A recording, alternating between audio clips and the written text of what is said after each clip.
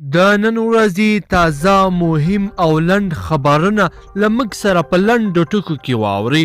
قدرمنو لیدونکو السلام علیکم، وخت مو په خیر. پیل یې له زلمي خلیلزاد څخه کوو. د افغان سولې لپاره د امریکا ځانګړي استازي زلمي خلیلزاد د پاکستان د بهرنیو چارو له وزیر شاه محمود قریشي سره کتلي دي. په دغه کتنه کې دواړه لوریو د افغان سولې په اړه د روانو هلو ځلو، سیمه ییزې سولې او ثبات په اړه خبرې کړې دي. د پاکستان د بهرنیو چارو وزارت په اعلامیه کې راغلي چې خلیلزاد قریشي ته په قطر کې د امریکا او طالب استازو ترمنځ د خبرو په هکله معلومات ورکړي دي. حمدالله محب د ملي امنیت سلاکار حمدالله محب وایي چې د تخار ولایت ناامنۍ تر ډیره د زورواکو او نشهیي توکو د قاچاقبرانو له امله دي او ولایتي اداره باید د دوی پر وړاندې جدي اقدامات وکړي. د ملي امنیت سلاکار ډاکټر حمدالله محب او ورسره پلاوي شمال ته د خپل ترس په سفر کې پرون د تخار ولایت مرکز طالقان ته تللي ول.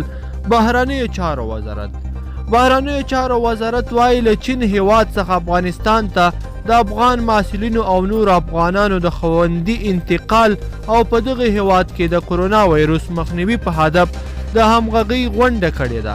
بهرنیو چارو وزارت ویلي چې د روغتیايي ملاتړ پر طرز العمل باندې هم بحثونه شوي دي. حامد کرزی د سولې په چارو کې د دولت وزیر له پخواني ولسمشر حامد کرزي سره کتلي دي. د سولې په چارو کې د دولت وزارت وایي له سیاسي مشرانو سره د سلا مشورو په دوام له پخواني ولسمشر سره کتلي او د سولې په برخه کې په وروستیو تحولاتو خبرې اترې کړې دي.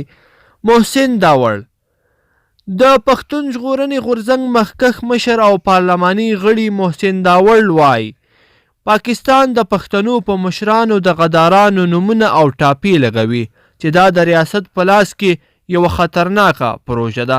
محسن داوړ له پاکستانی ریاست غوښتل چې باید نور پر خلکو د غدارۍ لګولو ټاپې بندې کړي. دا په داسې حال کې ده چې منظور پښتین د پاکستان د پښتون ژغورنې غورځنګ مشر څو ورځې وړاندې د پېښور ښار کې نیول شوی دی.